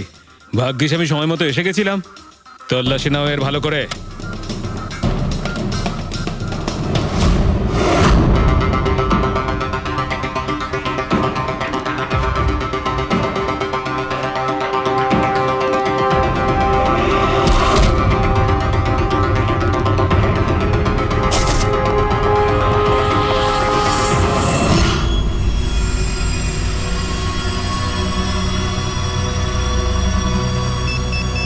বস, জুতোতে কি আছে? নিজেই দেখে নাও।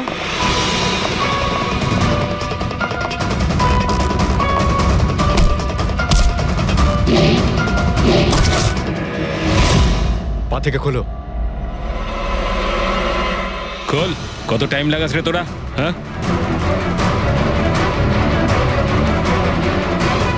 এই কি হয়েছে ভাই? Tracking device.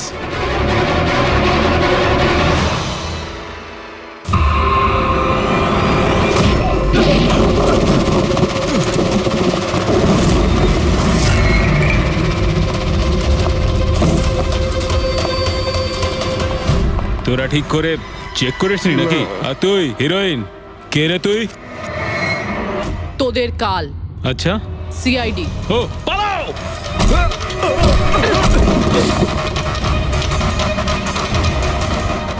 পুরবি? স্যার, স্যার ওইদিকে পালিয়েছে।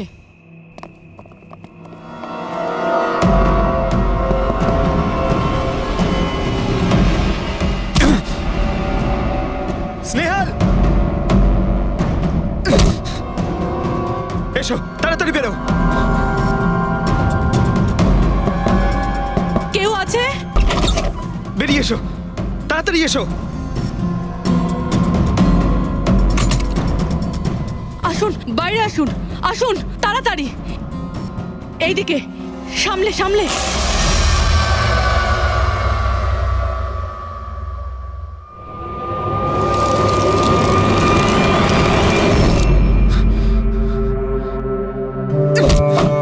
স্নেহাল, পঙ্কজ, তুমি ঠিক আছো তো?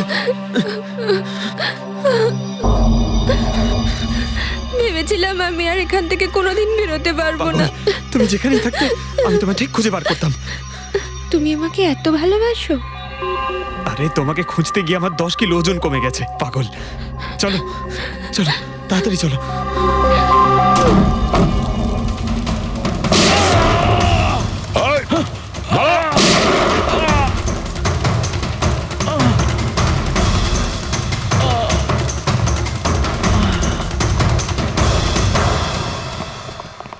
এত সহজে তোকে মরতে দেবো না।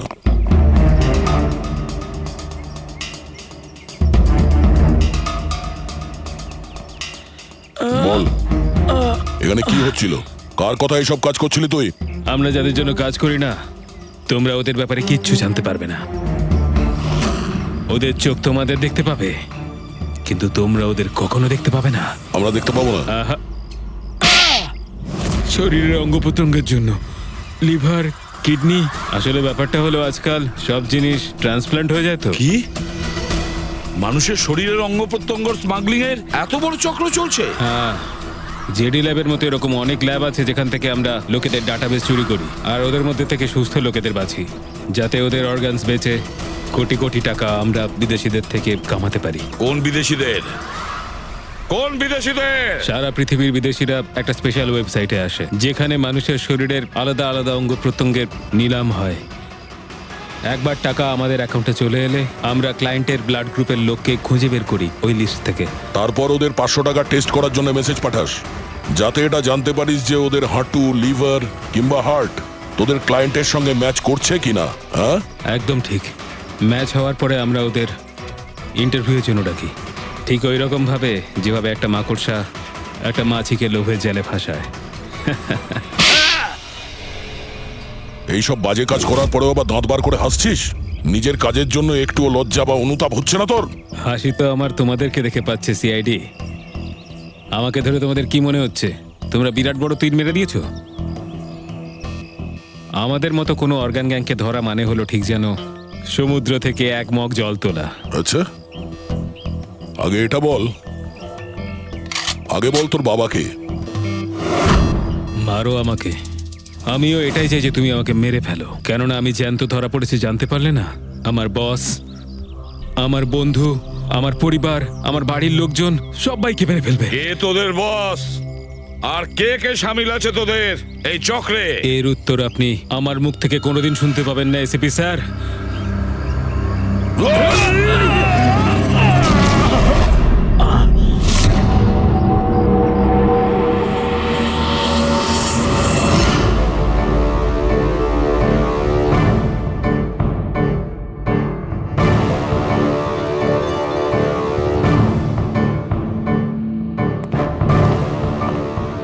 বস, একটা খারাপ খবর আছে। আমাদের অর্গান গ্যাংয়ের চোখ সিআইডির লোকেরা বন্ধ করে দিয়েছে। কিন্তু রণবীরকে দিয়ে সিআইডি কিছু বলাতে পারার আগেই ও আত্মহত্যা করে নিয়েছে। সিআইডির লোক আমার 1000 চোখের মধ্যে একটা চোখ বন্ধ করলে কি আর হবে? একটা চোখ যদি ওরা বন্ধ করে তার বদলে আমরা 100টা চোখ খুলব। এবার তো জমবে আমাদের খেলা।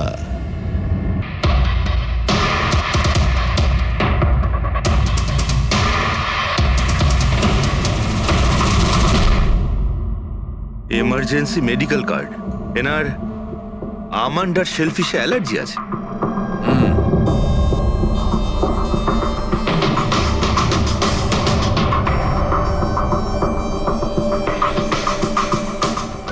স্যার, কেকটাও পুরো খাওয়া হয়নি।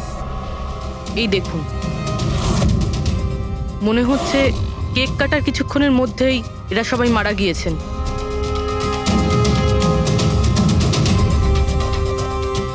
হাতাহাতির কোনো চিহ্নই নেই, সোজা গুলি করেছে।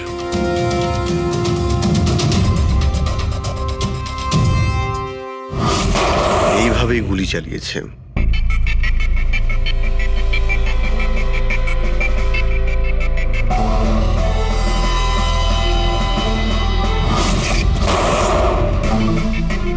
আরেকটা লাশ কোথায়? ভেতরে আছে স্যার।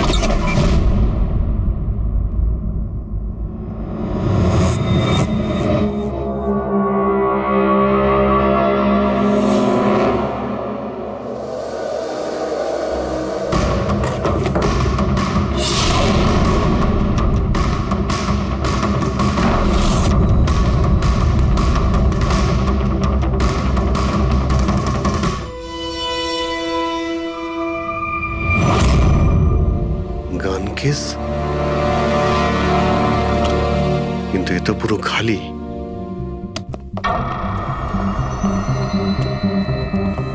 তবে স্যার, এই ঘটনা ঘটেছে কতক্ষণ হয়েছে?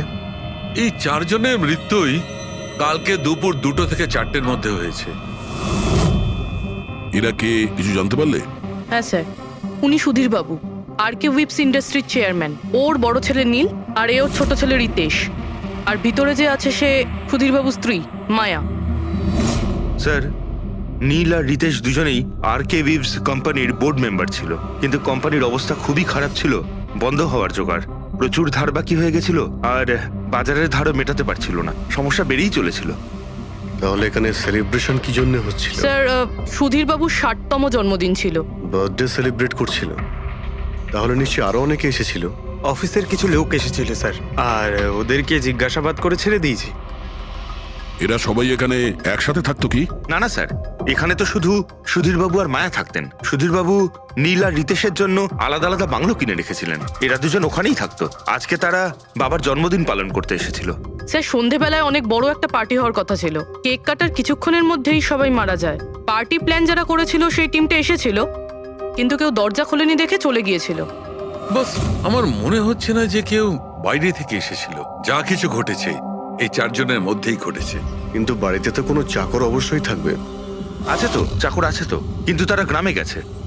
সুধীরবাবু শুধু আজকের জন্য একজন সার্ভেন্ট হায়ার করেছিলেন, সে কাল সকালে কাজ করে গেছিল, আর পার্টি শেষ হওয়ার পরে আজকে এসে পরিষ্কার করার কথা ছিল। পার্টি শেষ হওয়ার আগেই সবকিছু শেষ হয়ে গেছে। মনে তো হচ্ছে এটা মার্ডারই। সরি ডক্টর সালুকে, আমার এটা মনে হচ্ছে যে এই 4 জন ছাড়াও এখানে আরো একজন ছিল, যে বাইরে থেকে ভেতরে এসেছিল। একটু মন দিয়ে দেখো, এখানে কোনো হাতাহাতির কোনো চিহ্ন নেই, আর প্রত্যেকটা জিনিস নিজের জায়গাতেই আছে। এটা মনে হচ্ছে যে কেউ কেকের মধ্যে কিছু মিশিয়ে দিয়েছিল, যেটা খেয়ে এরা 4 জনই অজ্ঞান হয়ে গেছিল। তারপরে ওই 5 নম্বর লোকটা বাড়ির মধ্যে ঢুকলো, এসে সবাইকে গুলি করে দিল। এটা বস 100% মার্ডার। মার্ডার আর সুইসাইডও। আচ্ছা, তোমরা তো নিশ্চিতভাবে কি করে বলছো?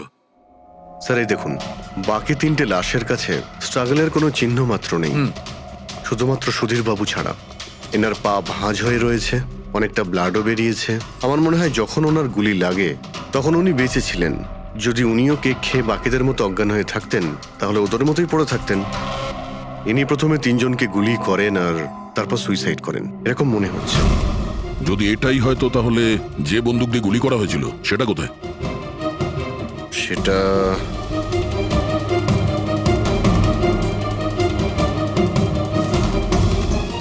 এখানে গুলি লেগেছিল, মানে মাথাতে। সুধীর বাবু যদি এইভাবে গুলি চালান তো এইভাবেই হয়তো পড়েছেন, আর তখনই হাত থেকে বন্দুকটা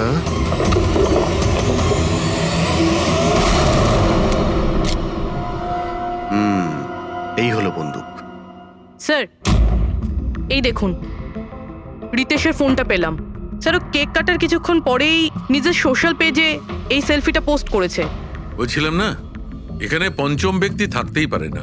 কিন্তু বুঝতে পারছি না কেন, আমার এখনো সন্দেহ আছে। দেখুন, সন্দেহ করা তো আমাদের কাজ। একটা কাজ করে যতগুলো এভিডেন্স আছে, যতগুলো জিনিস আছে, সব বিউরোতে নিয়ে যাই, দেখি এসিপি স্যার কি বলেন। গোলমাল মনে হচ্ছে।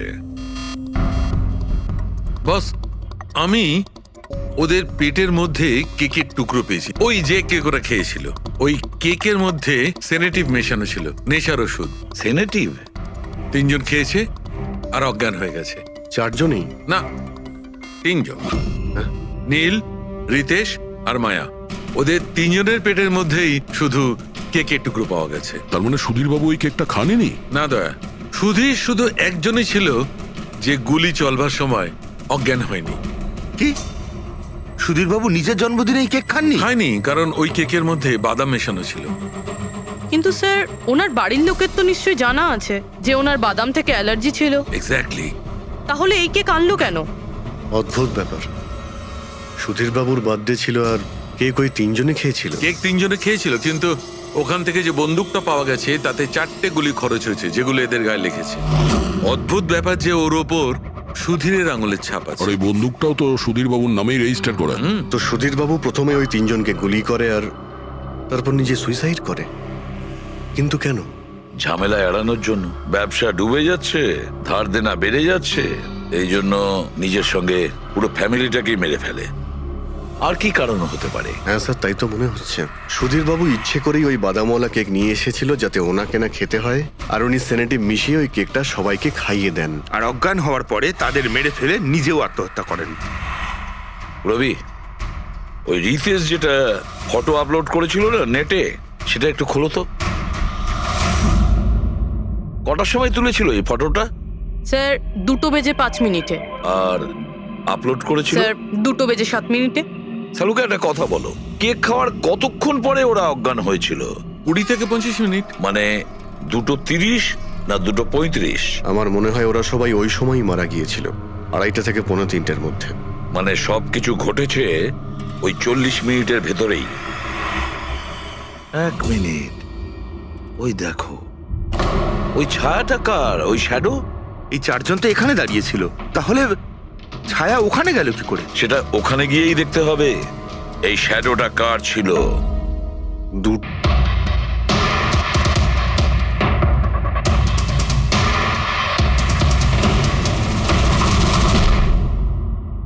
Emergency medical card. এনার আমন্ড আর শেলফিশে অ্যালার্জি আছে।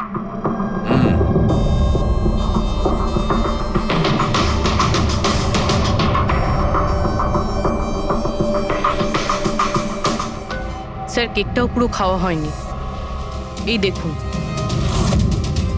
মনে হচ্ছে কেক কাটার কিছুক্ষণের মধ্যেই এরা সবাই মারা গিয়েছেন।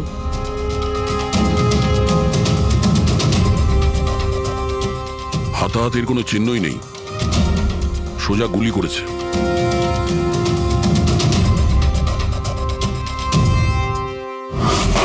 এইভাবেই গুলি চালিয়েছে।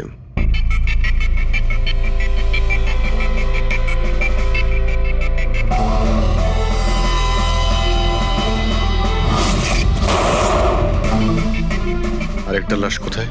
ভেতরে আছে স্যার।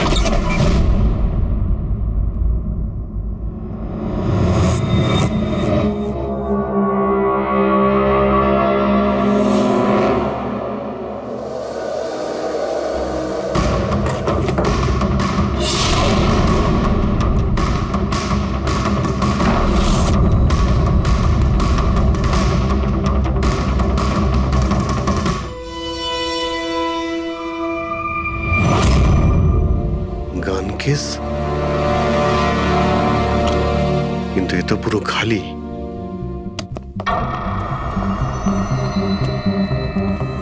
তবে স্যার, এই ঘটনা ঘটেছে কতক্ষণ হয়েছে? এই 4 জনের মৃত্যুই কালকে দুপুর 2 থেকে 4টের মধ্যে হয়েছে। এরা কে কিছু জানতে পারলে? হ্যাঁ স্যার, উনি সুধীর বাবু, আর কে উইপস ইন্ডাস্ট্রির চেয়ারম্যান। ওর বড় ছেলে নীল, আর এ ওর ছোট ছেলে রিতেশ। আর ভিতরে যে আছে সে সুধীর বাবুর স্ত্রী মায়া। স্যার, নীল আর রিতেশ দুজনেই আর কে উইভস কোম্পানির বোর্ড মেম্বার ছিল, কিন্তু কোম্পানির অবস্থা খুবই খারাপ ছিল, বন্ধ হওয়ার জোগাড়। প্রচুর ধার বাকি হয়ে গেছিল, আর বাজারের ধারও মেটাতে পারছিল না, সমস্যা বেড়েই চলেছিল। তাহলে এখানে সেলিব্রেশন কি জন্য হচ্ছিল? স্যার, সুধীর বাবুর 60তম জন্মদিন ছিল। বার্থডে সেলিব্রেট করছিল? তাহলে নিশ্চয়ই আরো অনেকে এসেছিল। অফিসের কিছু লোক এসেছিল স্যার, আর ওদেরকে জিজ্ঞাসাবাদ করে ছেড়ে দিয়েছি। এরা সবাই এখানে একসাথে থাকতো কি? না না স্যার, এখানে তো শুধু সুধীরবাবু আর মায়া থাকতেন। সুধীরবাবু নীল আর রিতেশের জন্য আলাদা আলাদা বাংলো কিনে রেখেছিলেন, এরা দুজন ওখানেই থাকতো। আজকে তারা বাবার জন্মদিন পালন করতে এসেছিল। স্যার, সন্ধেবেলায় অনেক বড় একটা পার্টি হওয়ার কথা ছিল, কেক কাটার কিছুক্ষণের মধ্যেই সবাই মারা যায়। পার্টি প্ল্যান যারা করেছিল সেই টিমটা এসেছিল, কিন্তু কেউ দরজা খোলেনি দেখে চলে গিয়েছিল। বাস, আমার মনে হচ্ছে না যে কেউ বাইরে থেকে এসেছিল। যা কিছু ঘটেছে এই 4 জনের মধ্যেই ঘটেছে। কিন্তু বাড়িতে তো কোনো চাকর অবশ্যই থাকবে। আছে তো, চাকর আছে তো, কিন্তু তারা গ্রামে গেছে। সুধীরবাবু শুধু আজকের জন্য একজন সার্ভেন্ট হায়ার করেছিলেন, সে কাল সকালে কাজ করে গেছিল, আর পার্টি শেষ হওয়ার পরে আজকে এসে পরিষ্কার করার কথা ছিল। পার্টি শেষ হওয়ার আগেই সবকিছু শেষ হয়ে গেছে। মনে তো হচ্ছে এটা মার্ডারই।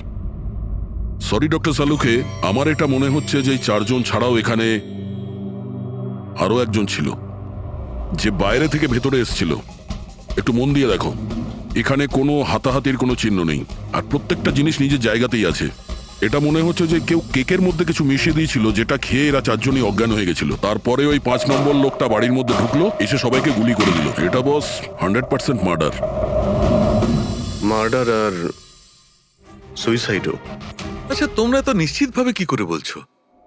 স্যার এই দেখুন, বাকি 3টে লাশের কাছে স্ট্রাগলের কোনো চিহ্ন মাত্র নেই, শুধুমাত্র সুধীর বাবু ছাড়া। এনার পা ভাঁজ হয়ে রয়েছে, অনেকটা ব্লাডও বেরিয়েছে। আমার মনে হয় যখন ওনার গুলি লাগে তখন উনি বেঁচে ছিলেন। যদি উনিও কেক খেয়ে বাকিদের মতো অজ্ঞান হয়ে থাকতেন তাহলে ওদের মতোই পড়ে থাকতেন। ইনি প্রথমে 3 জনকে গুলি করেন আর তারপর সুইসাইড করেন, এরকম মনে হচ্ছে। যদি এটাই হয়তো তাহলে যে বন্দুক দিয়ে গুলি করা হয়েছিল সেটা কোথায়? সেটা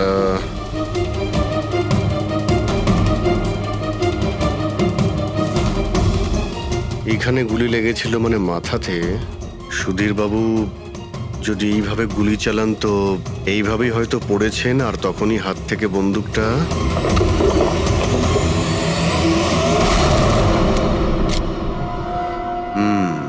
এই হলো বন্দুক। স্যার এই দেখুন, রিতেশের ফোনটা পেলাম। স্যার ও কেক কাটার কিছুক্ষণ পরেই নিজের সোশ্যাল পেজে এই সেলফিটা পোস্ট করেছে। বলছিলাম না, এখানে পঞ্চম ব্যক্তি থাকতেই পারে না। কিন্তু বুঝতে পারছি না কেন, আমার এখনো সন্দেহ আছে। দেখুন, সন্দেহ করা তো আমাদের কাজ। একটা কাজ করে যতগুলো এভিডেন্স আছে, যতগুলো জিনিস আছে, সব বিউরোতে নিয়ে যাই, দেখি এসিপি স্যার কি বলেন। গোলমাল মনে হচ্ছে। বস, আমি ওদের পেটের মধ্যে কেকের টুকরো পেয়েছি। ওই যে কেক ওরা খেয়েছিল, ওই কেকের মধ্যে সেনেটিভ মেশানো ছিল, নেশার ওষুধ। সেনেটিভ? 3 জন খেয়েছে আর অজ্ঞান হয়ে গেছে। 4 জনই? না, 3 জন। নীল, রিতেশ আর মায়া, ওদের 3 জনের পেটের মধ্যেই শুধু কেকের টুকরো পাওয়া গেছে। তার মানে সুধীর বাবু ওই কেকটা খাননি? না দয়া, সুধীর শুধু একজনই ছিল যে গুলি চল